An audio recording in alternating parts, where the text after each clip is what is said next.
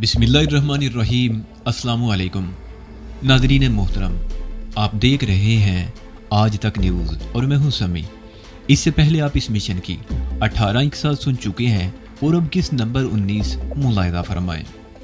शारिक ने बहुत सोच समझकर गामा को अपना राजदार बनाया था। उसे एक काबिल एतमाद आदमी की जरूरत थी और उसके लिए उसने गामा का इंतखाब किया था। गामा उससे पहले भी कई मरतबा उस मज़ार में आ चुका था, लेकिन उसे इस हकीकत का आज तक पता नहीं चल सका था कि यहाँ है क्या। वो यही समझता था कि यहाँ सिर्फ एक कब्र है और कुछ नहीं, लेकिन अब वो हैरत से शारिक की तरफ देख रहा था। वो अभी तक नहीं समझ सका था कि शारिक उसे मज़ार के अंदर क्यों लेकर आया था। लेकिन जब शारिक ने स्विच बोर्ड का एक बटन ऑन करने के बाद मखसूस मैकेनिज्म के जरिए कब्र का तावीज़ खोला तो उसकी हैरत दो चांद हो गई। और फिर जब शारिक उसे लेकर तय खाने में उतरा तो उसकी आंखें हैरत से फैलती ही चली गई। क्या तुम्हारे ख्याल में इस माल से हम ग्वाल मंडी के इलाके में बाजे गुजर की मार्केट डाउन नहीं कर सकते? शारिक ने हिरवन और असले की पेटियों की तरफ इशारा किया।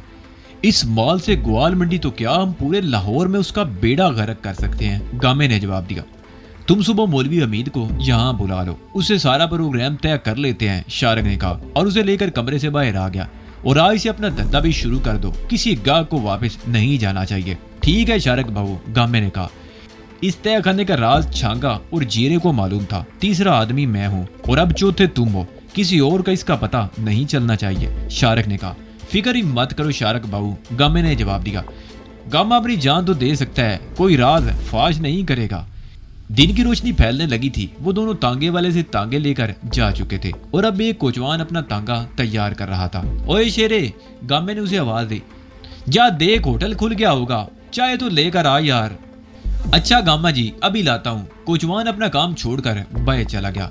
एक बात तो बताओ गामे, शारिक ने कहा। मैं चंद रोज फैसलाबाद रहा हूँ, मेरी अदम मौजूदगी में यहाँ कुछ वाकयात रूनुमा हुए हैं। सुना है डीएसपी का कातिल भी पकड़ा गया है। कौन है वो, जानते उसे? वो तो सारा ड्रामा है, गामे ने जवाब दिया। पहले तो पुलिस ने डीएसपी के कातिल की तलाश में बड़ी सरगर्मी दिखाई थी, बहुत पकड़ दकड़ भी हुई थी, लेकिन पुलिस असल आदमी का सुराग नहीं लगा सकी। हीरा मंडी का एक बंदा उनके हाथ आ गया। इत्तफाक से वो कई साल पहले भी उसी डीएसपी के हाथों जेल जा चुका था।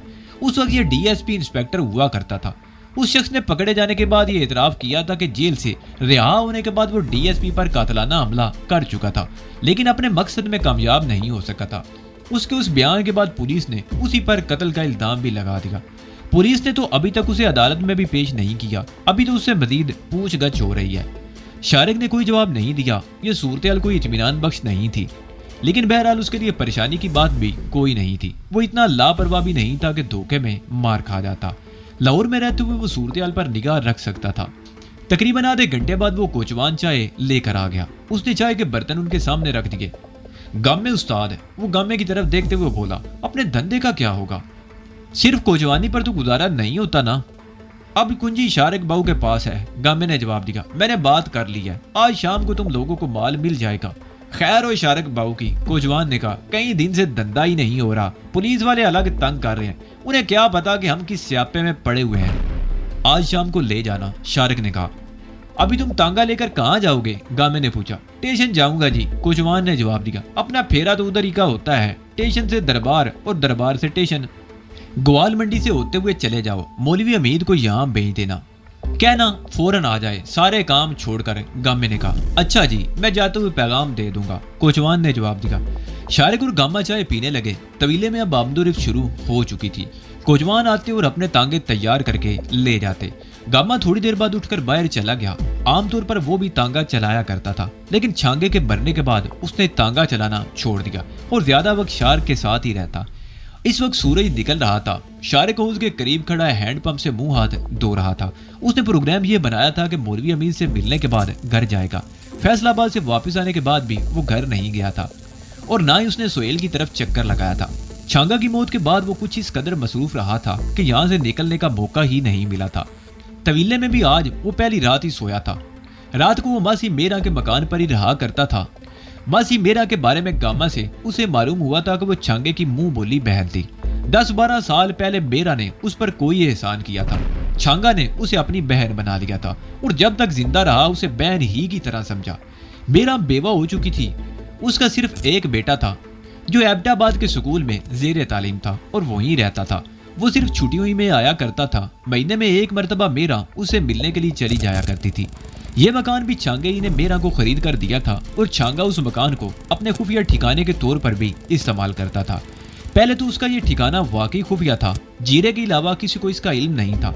लेकिन फिर रफ्ता रफ्ता उसके सारे आदमियों को उस मकान का पता चल गया था। उसके आदमी मेरा को एहतरामन मासी कहने लगे थे और वो मासी मेरा के नाम से मशहूर हो गई थी। छांगे ने यहाँ कभी अपना माल वगैरह नहीं रखा था, ना ही यहाँ कभी ऐसी कोई चीज लाया था जिसे गैर कानूनी कहा जा सकता हो। उसने अपने आदमियों को भी सख्ती से मना कर रखा था कि उसकी इजाजत के बगैर कभी मेरा के घर का रुख ना करे। वो इंतहाई इमरजेंसी की सूरत में उस घर में आकर पनाह लेता था। और अब शारिक भी कई रोज से वहां था, लेकिन शारिक ने यह तो तय कर लिया था कि छांगे की तरह वो भी मासी मेरा का ख्याल रखेगा, उसे बाकायदगी से इखराजात अदा करता रहेगा। लेकिन उसने ये तय कर लिया था कि मासी मेरा के मकान को अपने अड्डे के तौर पर इस्तेमाल नहीं करेगा। शारिक अभी हौज के करीब ही खड़ा था कि गामा वहां आ गया। उसके चेहरे पर किसी कदर घबराहट के आसार थे। क्या बात है गामे, क्या हुआ? शारिक ने पूछा। वो सब इंस्पेक्टर आया है शारिक बाबू, तुमसे मिलना चाहता है, गामे ने कहा। Sub inspector? शारिक चौंक गया। उसके ज़हन में बैक वक्त कई सवालात उभरे थे, लेकिन बहरहाल उसे उस सब इंस्पेक्टर से मिलना तो था। वो अपने कमरे की तरफ आ गया। सब इंस्पेक्टर सादा लिबास में था और कमरे के सामने खड़ा था। बिस्मिल्लाह बिस्मिल्लाह, शारिक उसे हाथ मिलाते हुए बोला। कैसे आना हुआ हुजूर? मुझे बुला लिया होता। आओ आओ अंदर आओ। ओए गामे, किसी को भेजकर होटल से चाय मंगवाओ। शारिक सब इंस्पेक्टर को लेकर कमरे में आ गया। वो दोनों दरी पर बैठ के कैसे आना हुआ? शारिक ने सवालिया निगाहों से उसकी तरफ देखा। बात ये छांगा से हमारा एक मामला तय था, सब इंस्पेक्टर ने कहा। तुम मेरी बात समझ रहे हो ना? महीने का 1 लाख रुपया ये कोई बड़ी रकम नहीं है। इसके इवज हम उसे हर किस्म का तहफुज फराम करते थे। छांगा अब नहीं रहा। हमें बताया गया है कि ये अड्डा अब तुमने संभाल लिया है। तुम छांगा के जानशीन हो और मेरा ख्याल है तुम्हें भी छांगा के मुआहदों का ख्याल रखना होगा। बिल्कुल ख्याल रखना है, शारिक ने जवाब दिया। लेकिन मसला यह है कि मुझे अभी तक छांगा के कारोबार के बारे में ज्यादा पता नहीं, ना ही मुझे ये मालूम है कि उसका किससे क्या मुआहदा था। और देखो मिस्टर शारिक, सब इंस्पेक्टर ने उसकी बात काट दी। तुम कई महीनों से छांगा के साथ हो, तुम्हें सब कुछ मालूम होना चाहिए कि उसका किससे क्या ताल्लुक था। अगर तुम्हें नहीं भी मालूम तो ये इल्म होना चाहिए कि इस किस्म के कारोबार पुलिस की सरपरस्ती के बगैर नहीं चल सकते। वैसे महीने का 1 लाख ज्यादा नहीं है, करोड़ों का बिजनेस है। हमारे ताबूर के बगैर यहाँ कोई पान सिगरेट का खोखा भी नहीं खोल सकता। ये तो तुम ठीक ही कहते हो, शारिक ने जवाब दिया। लेकिन तुम जैसे सोचोगे बात उलझती जाएगी शारिक। सब इंस्पेक्टर ने उसकी बात काट दी। अगर तुम्हें ये काम यहाँ पर जारी रखना है तो इस मुआहदे पर भी अमल करना होगा। बसूरत दीगर तुम जानते हो कि हम ऐसे लोगों के बारे में मुकम्मल मालूमात रखते हैं, मसलन तुम्हारे बारे में। मेरे बारे में क्या जानते हो? शारिक ने इस मरतबा उसकी बात काट दी। तुम्हारे बारे में? सब इंस्पेक्टर ने उसके चेहरे पर नजरें जमा दी। एक मरतबा जो शख्स थाने का चक्कर लगा लेता है वो हमेशा के लिए पुलिस की नजरों में आ जाता है। और तुम तो एक लंबी सजा काट कर आए हो और उसके बाद भी सरकारी मेहमान बनते रहे हो। तुम्हारा लोहारी थाने का पूरा रिकॉर्ड हमारे पास मौजूद है। यहाँ अगर छांगा ने तुम्हें पनाह ना दी होती तो तुम एक दिन भी आजाद नहीं रह सकते थे। और अब तुम इस अड्डे के मालिक हो और तुम अच्छी तरह जानते हो कि पुलिस से अदम ताउन की सूरत में तुम्हें किसी किस्म की मुश्किलात का सामना हो सकता है। शारिक के मुंह से बेख्तियार गहरा सांस निकल गया। ठीक है, वो बोला, छांगा से तुम लोगों का जो मुआहदा हुआ है वो जारी रहेगा। अकल मान दो। सब इंस्पेक्टर मुस्कुरा दिया। 10 बजे थाने आ जाओ। इंस्पेक्टर साहब से तफसील से बात कर लेना, वो बहुत अच्छे आदमी हैं। उनसे मेल मुलाकात रखोगे तो तुम्हें कभी किसी परेशानी का सामना नहीं करना पड़ेगा। ठीक है, मैं पहुंच जाऊंगा, शारिक ने जवाब दिया। इसी दौरान गामा चाय लेकर आ गया। चाय के बाद जब सब इंस्पेक्टर रुखसत होने लगा तो शारिक ने 500 रुपए के नोट उसके हाथ में थमा दिए। इसकी क्या जरूरत थी? सब इंस्पेक्टर ने नोट जेब में रखते हुए कहा। बोनी समझ लो, शारिक मुस्कुरा दिया। बोनी अच्छी हो तो दिन अच्छा गुजर जाता है। बोनी अच्छी हो या बुरी, हमारे दिन तो बस ऐसे ही गुजरते हैं, सब इंस्पेक्टर ने कहा। तुम 10 बजे थाने पहुंच जाना, उसके बाद इंस्पेक्टर साहब को कहीं और जाना है। अपना मामला आज ही तय कर लो तो बेहतर है। ठीक है, मैं आ जाऊंगा, शारिक ने उसे हाथ मिलाते हुए जवाब दिया। सब इंस्पेक्टर के जाने के बाद शारिक एक बार फिर सोच में पड़ गया। उसका पूरा रिकॉर्ड उस थाने में मौजूद था और मैं इस छांगा की वजह से उस इलाके की पुलिस ने कभी उस पर हाथ नहीं डाला था। उसे छांगे का आदमी समझा जाता था और छांगा उन्हें 1 लाख रुपए माहवार भत्ता देता था। 9 बजे के लगभग ग्वाल मंडी का मौलवी हमीद भी पहुंच गया। ग्वाल मंडी चौक पर उसकी चाय की दुकान थी। उसकी दुकान पर दिन भर ग्राहकों की आमदोरफ्त जारी रहती थी। शाम के बाद तो वहाँ मेला सा लगा रहता था। दुकान के अंदर ग्राहकों के लिए सिर्फ 3 मेजें थी। शाम होती सामने वाले फुटपाथ पर मेजें और कुर्सियां बिछा दी जाती थी और रात 1-1:30 बजे तक यहाँ रौनक रहती थी। मौलवी हमीद 35 और 40 के दरमियान रहा होगा। छोटी दाढ़ी और माथे पर मुहराब का निशान था। सर पर हर वक्त टोपी मौजूद रहती थी। वो काउंटर पर खुद ही बैठा था। चाय के साथ उसका हीरोइन का कारोबार भी चलता था। कुछ अर्सा पहले तक वो इस इलाके की मार्केट पर छाया हुआ था, लेकिन फिर माजा गुज्जर के 2 आदमियों ने भी अड्डे खोल दिए। वो देखते ही देखते कारोबार पर छा गए। मौलवी हमीद पैसे के मामले में जरा कमजोर आदमी था, दबता चला गया। अब उसका हीरोइन का कारोबार बराए नाम ही रह गया था। इस वक्त वो शार का पैगाम मिलते ही दौड़ता चला आया था। सुबह से रात तक तुम्हारा कितना माल बिक जाता है? शारिक ने पूछा। अब तो ना होने के बराबर है, मौलवी हमीद ने जवाब दिया। कुछ लगे बंदे गाहक है जो मुरव्वत में चले आते हैं। मेरे सारे गाहक तो माजे गुजर के आदमियों ने तोड़ लिए हैं। फिक्र मत करो, अब वो तमाम गाहक तुम्हारे पास वापस आएंगे। शारिक ने कहा, जितना माल तुम्हें चाहिए ले जाओ और आधी कीमत पर बेचना शुरू कर दो। पैसे की परवाह मत करना, माजा गुजर के आदमी वहां नहीं टिकने चाहिए। आधी कीमत पर? मौलवी हमीद ने हैरत से उसकी तरफ देखा, लेकिन दाम तो पहले से बढ़ चुके हैं। आधी कीमत पर माल कैसे फरोख्त हो सकता है? और मैं ये नुकसान बर्दाश्त भी नहीं कर सकता। हुरीफ को नुकसान पहुंचाने के लिए खुद भी थोड़ा बहुत नुकसान उठाना पड़ता है, और ये नुकसान तुम नहीं मैं उठाऊंगा। तुम्हें इसकी फिक्र नहीं करनी चाहिए। मैं 1 हफ्ते के अंदर अंदर ग्वाल मंडी से माजा गुज्जर के आदमियों का सफाया करना चाहता हूँ। ग्वाल मंडी के बाद दूसरे इलाकों की बारी आएगी। माजा गुज्जर ये समझ रहा है कि छांगा के मरने के बाद उसके आदमी इतने कमजोर हो गए हैं कि वो उसका मुकाबला नहीं कर सकते। लेकिन मैं उसे बताऊंगा कि छांगा के आदमी इस कदर कमजोर नहीं कि उन्हें आसानी से दबाया जा सके। हर जगह उसका मुकाबला करेंगे और बिलाखिर उसे ये मैदान छोड़कर भागने पर मजबूर कर देंगे। अगर ये बात है तो मैं तो तुम्हारे साथ हूँ, मौलवी हमीद ने कहा। ठीक है, तुम जाओ, शाम से पहले पहले तुम्हें माल मिल जाएगा। शारिक कहते हुए उठ गया। तुम आज इस प्रोग्राम पर अमल शुरू कर दो, फिर देखो तमाशा। मौलवी हमीद के जाने के कुछ ही देर बाद शारिक ने गामा को कुछ हदायत दी और तवीले से निकल आया। उसका रुख थाने की तरफ था। शारिक को गए हुए कई रोज हो चुके थे। वो रात समीना ने जागते हुए गुजारी थी। कभी वो शारिक के चले जाने पर खुदा का शुक्र अदा करती और कभी उसके मुंह से बेइख्तियार गहरा सांस निकल जाता। वो शारिक की शराफत और मासूमियत पर फरीफ्ता हुई थी, लेकिन उसने उसे ऐसे जाल में फंसा दिया था जिसके फंदे तंग होते जा रहे थे। उससे अगले रोज भी समीना काला ही नहीं गई थी। एक अजीब सा खौफ उसके ज़हन पर तारी था। हर आहट पर वो गड़बड़ा जाती। दरवाजे के सामने आती कोई भी आवाज सुनकर उसके दिल की धड़कन तेज हो जाती। उसे हर वक्त यही धड़का लगा रहता कि पुलिस किसी भी लम्हे यहाँ पहुंच जाएगी और उसे कत्ल के इल्जाम में गिरफ्तार करके ले जाएगी। लेकिन फिर ये सोचकर वो अपने आप को तसल्ली देती कि पुलिस को पता नहीं चलेगा कि सलमान एडवोकेट का कातिल कौन था। वो रेस्टोरेंट के लॉन से सलमान को बुलाने गई थी, लेकिन उसने चादर इस तरह ओढ़ रखी थी कि उसका चेहरा छुप कर रह गया था। आंखें नजर आ रही थी और बैद आंखों से उसे शनाख्त नहीं किया जा सकता था। उससे अगले रोज जब शारिक उसे छोड़कर चला गया तो वो खूब बिलक बिलक कर रोई थी। शारिक उसे बीच राह में छोड़कर चला गया था और वो रात भर सोचती रही थी कि अगर किसी तरह पुलिस उस तक पहुंच गई तो वो शारिक के बारे में क्या बताएगी। वो तो उसके बारे में कुछ भी नहीं जानती थी। उसे तो ये भी मालूम नहीं था कि वो लाहौर में रहता कहाँ था। वो रात उसने बड़ी मुश्किल गुजारी। रोने और रात भर जागने की वजह से उसकी आंखें सुर्ख हो रही थी और दिमाग में सनसनाहट सी हो रही थी। नसों में इस कदर शदीद तनाव था जैसे किसी बील में फट जाएंगी। अभी सूरज नहीं निकला था, लेकिन दिन की रोशनी फैल रही थी। उसने उठकर चाय बनाई। कुर्सी पर बैठकर चाय की चुस्कियां लेते हुए वो एक बार फिर सूरत हाल का जायजा लेने लगी। उसके ज़हन में एक सवाल ये भी गर्दिश कर रहा था कि शारिक उसे छोड़कर भाग तो नहीं गया।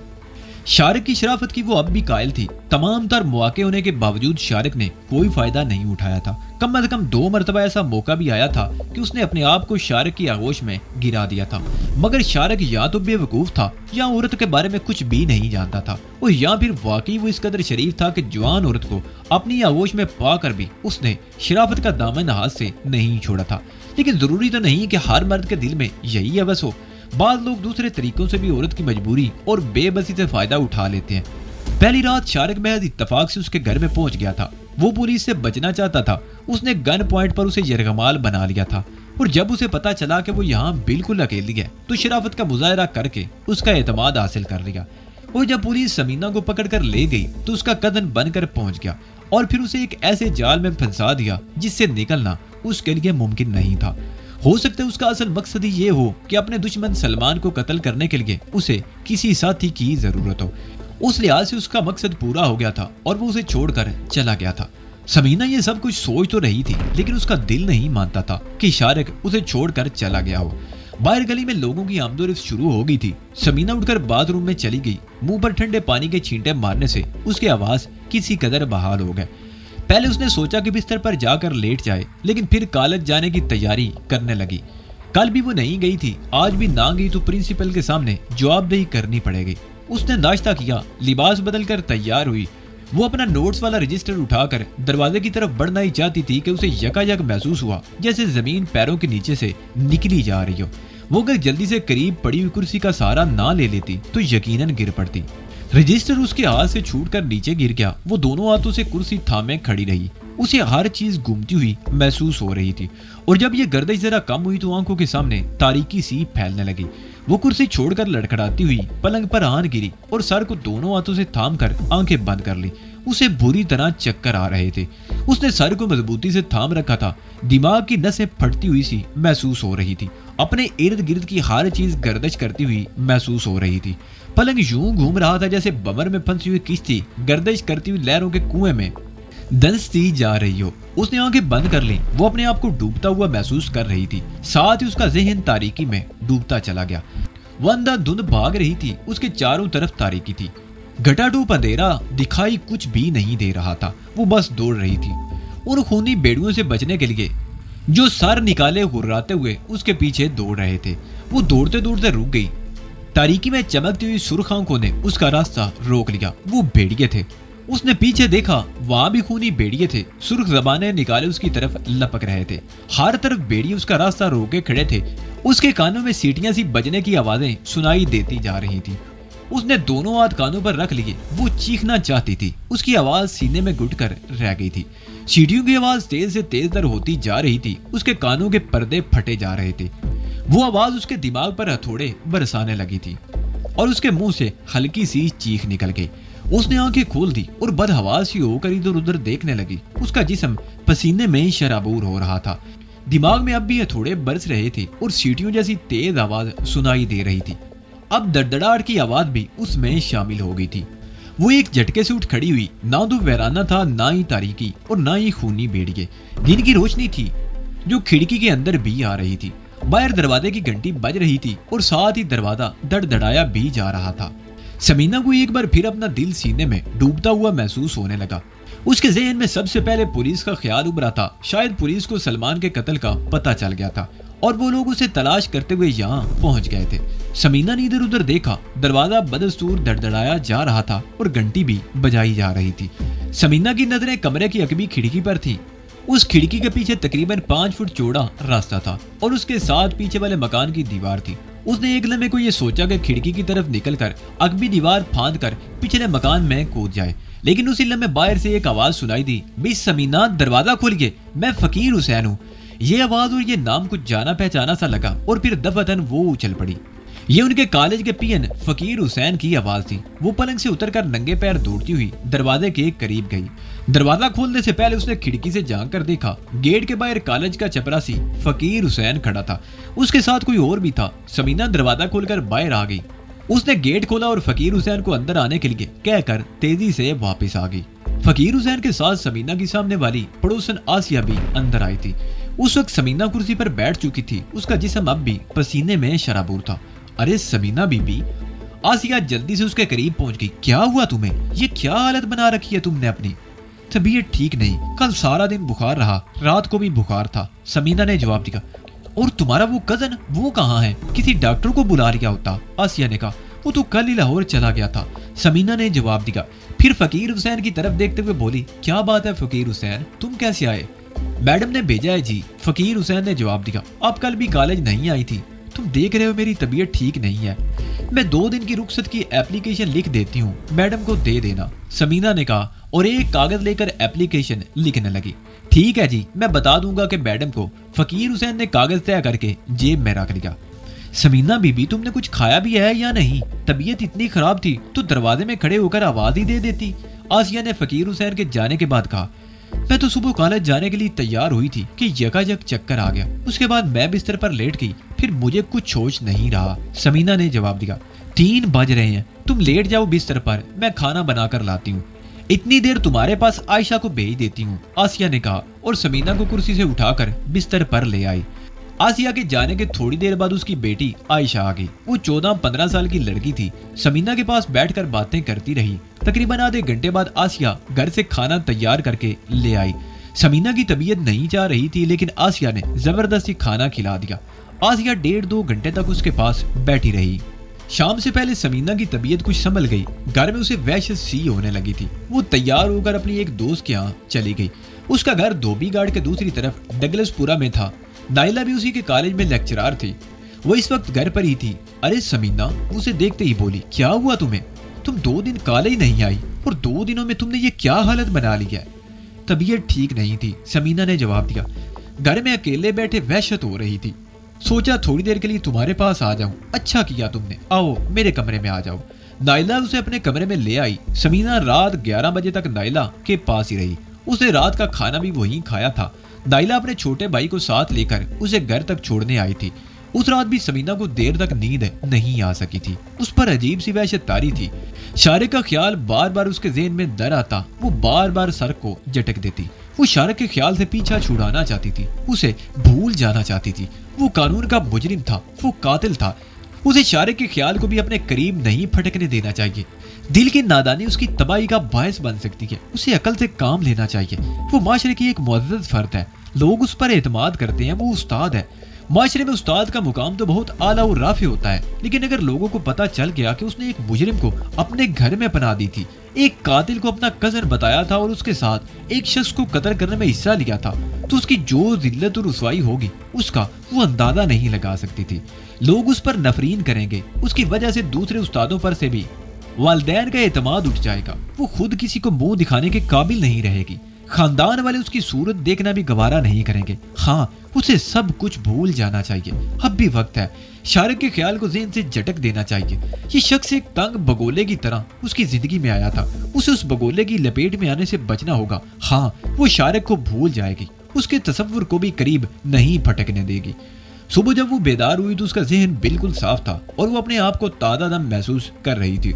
उसने नाश्ता किया और तैयार होकर कॉलेज के लिए रवाना हो गई। वो कॉलेज में हस्ब मामूल दर्स व तदरीस में मसरूफ थी। शारिक के बारे में हतमी फैसला कर लेने के बाद उसका जहन बिल्कुल साफ हो चुका था। हस्ब मामूल वो 3 बजे घर पहुंची। दोपहर का खाना उसने कॉलेज की कैंटीन से खा लिया था। उसने नहाकर लिबास बदला, चाय बनाई और मेज के सामने बैठकर कल के लेक्चर के नोट्स तैयार करने लगी। तकरीबन 4:30 बजे दरवाजे की घंटी बजी। उसने उठकर दरवाजा खोला। दरमियाने कद का एक बारी बरकम आदमी सामने खड़ा था। उसने लाचा बांधा हुआ था और वाइल का कुर्ता पहना हुआ था। सर गंजा था जिस पर पटका लिपटा हुआ था। शक्ल सूरत और लिबास से वो कोई ठेले वाला या कमाश का कोई आदमी लगता था। उसके हाथ में एक थैला था। क्या बात है, किससे मिलना है? समीना ने पूछा। मेरा नाम 9 लाख है जी, उस शख्स ने जवाब दिया। मैं फैसलाबाद ही में रहता हूँ, माईदी जुग्गी। लारी अड्डे के पीछे लाहौर गया हुआ था। शारिक बाबू ने ये चीजें आपके लिए भेजी हैं। क्या? समीना चौंक गई। मुझे किसी चीज की जरूरत नहीं, ये वापस ले जाओ। मैं किसी शारिक को नहीं जानती। आप शायद शारिक बाबू से नाराज है समीना बीबी, 9 लाख ने कहा। ये चीजें आप रख लें, इस थैले में एक खत भी है। और शारिक बाबू ने कहा था कि अगर आपको किसी किस्म की परेशानी हुई तो मुझे बता दे। लारी अड्डे के पिछली तरफ बिल्लू साईं का तकिया है, मैं वहीं होता हूँ। किसी से भी मेरा नाम लेकर पूछ ले, आपको पता चल जाएगा। कोई भी परेशानी हो तो मुझे बता दे। समीना अजीब सी उलझन में मुब्तला हो गई थी। उसने शाहरुख को अपनी जिंदगी से निकालने का फैसला कर लिया था, लेकिन उसका नाम फिर सामने आ गया था। फिर यह सोचकर उसने 2 लाख के हाथ से थैला ले लिया कि मुमकिन इस थैले में रखे हुए खत में शारिक का एड्रेस भी हो। अगर कभी किसी मामले में जरूरत पड़ गई तो उसके पते से वाकिफ तो होगी। कमरे में आकर समीना ने थैला खोले बगैर मेज पर एक तरफ रख दिया और अपना काम करने लगी। लेकिन उसका जहन एक बार फिर उलझ चुका था। शारिक का नाम एक बार फिर उसके दिमाग में सनसनाहट सी पैदा करने लगा था। वो बार बार सर को झटकती रही, मगर शारिक का ख्याल जैसे जहन से चिपक कर रह गया था। उसकी नजरें बार बार थैले की तरफ उठ रही थी। बिलाकर उसने कलम रख दिया और हाथ बढ़ाकर थैला उठा लिया। प्लास्टिक के सफेद थैले पर अनारकली लाहौर के एक बहुत मशहूर डिपार्टमेंटल स्टोर का नाम छपा हुआ था। उसने थैला खोला तो उसकी उंगलियां होले होले कांप रही थी। थैले में 2 सूटों का कपड़ा और कुछ खाने की चीजों के अलावा ड्राई फ्रूट भी था। कपड़ों की तह में नीले रंग का लिफाफा भी था। लिफाफा खासा फूला हुआ था। उसने लिफाफा खोला, उसमें करेंसी नोटों के अलावा एक खत भी था। वो खत खोलकर पढ़ने लगी। जैसे जैसे वो खत पढ़ रही थी उसके दिल की धड़कन तेज होती जा रही थी। खत पढ़ने के बाद उसने नोट निकालकर गिने। 5,000 रुपए थे। उसने खत, नोट और तमाम चीजें थैले में डाल दी और गिरा लगाकर थैला बेद पर एक तरफ रख दिया। शारिक का खत पढ़ने के बाद समीना एक नई उलझन में मुब्तला हो गई थी। शारिक ने अपने उस खत में जिन नाराइम का इजहार किया था वो खासे खतरनाक थे। वो इस जंजाल से निकलना चाहती थी, लेकिन लगता था जैसे वो अपने गिर्द फैलने वाले उस हिसार से कभी नहीं निकल सकेगी।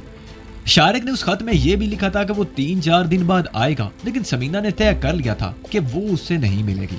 उसका तरीका भी उसने सोच लिया था। तीसरे रोज उसने 3-4 जोड़े कपड़े और चंद जरूरी चीजें बैग में डाली और नाइला के घर पहुंच गई। उसने कॉलेज में नाइला से बात कर ली थी कि वो चंद रोज के लिए उसके घर रहना चाहती है। नाइला ने कोई एतराज नहीं किया था, बल्कि वो तो बहुत खुश हुई थी। नाइला कोई बच्ची तो थी नहीं कि उसकी किसी मनगढ़ंत कहानी पर यकीन कर लेती। उसने पहली रात समीना से असल बात उगलवा ली, लेकिन समीना ने पूरी बात उसे फिर भी नहीं बताई थी। वो अपनी कोलीग को कैसे बता सकती थी कि शारिक कातिल है और वो भी उसके जुर्म में शरीक हो चुकी है। उसने सिर्फ इतना बताया कि शारिक उसका कजन है और वो कारोबारी सिलसिले में लाहौर से यहाँ आता रहता है। पिछली मर्तबा उसने घर देख लिया था और 4-5 दिन रह कर गया था। अब वो फिर आ रहा है। उसका प्रोग्राम उसके यहाँ रहने का है, लेकिन वो उसे अपने यहाँ रखना नहीं चाहती, इसलिए वो चंद रोज नाइला के यहाँ रहने के लिए आ गई है। समीना को अपनी दोस्त के यहाँ रहते हुए 8वां दिन था। उस रोज भी सुबह वो दोनों इकट्ठी कॉलेज जाने के लिए घर से निकली थी। उनका तांगा जैसे ही कॉलेज के सामने रुका, नीचे उतरते हुए समीना की नजरें बाईं तरफ फुटपाथ पर खड़े हुए एक आदमी की तरफ उठ गई। पैंट शर्ट में मलबूस दराज का वो नौजवान कॉलेज में आने वाली हर औरत को बड़े गौर से देख रहा था। वो अगरचे क्लीन शेव था, मगर उसे देखकर समीना के ज़हन को झटका सा लगा था। दाढ़ी ना होने के बावजूद उसने शारिक को पहचान लिया था। समीना के दिल की धड़कन तेज हो गई। उसने चादर इस तरह लपेट ली कि चेहरा पूरी तरह छुप गया, सिर्फ एक आंख खुली रह गई थी। वो तांगे से उतरते ही तेज तेज कदम उठाती हुई गेट की तरफ बढ़ने लगी। गेट में दाखिल होने से पहले गैर इरादी तौर पर उसने पीछे मुड़कर देखा। शारिक उसी की तरफ ही देख रहा था। उसकी नजरें समीना को अपने अंदर तक उतरती हुई महसूस हो रही थी। उसे समझने में देर ना लगी कि शारिक ने उसे पहचान लिया था। गेट पर रश था। लड़कियां जोक दर जोक गेट की तरफ आ रही थी। समीना उन्हें धकेलती हुई गेट में दाखिल हो गई। सब लड़कियां हैरत से उसकी तरफ देख रही थी। नाइला भी कुछ परेशान सी हो गई। वो तेज तेज चलने की कोशिश करते हुए समीना के साथ मिलने की कोशिश कर रही थी, लेकिन समीना उससे पहले ही स्टाफ रूम में दाखिल हो चुकी थी। वो अंदर दाखिल होते ही एक कुर्सी पर गिर गई। उसने चादर उतार कर एक तरफ डाल दी और सर को दोनों हाथों से थाम लिया। 1 मिनट बाद नाइला भी पहुंच गई। क्या हुआ समीना, तबीयत तो ठीक है तुम्हारी?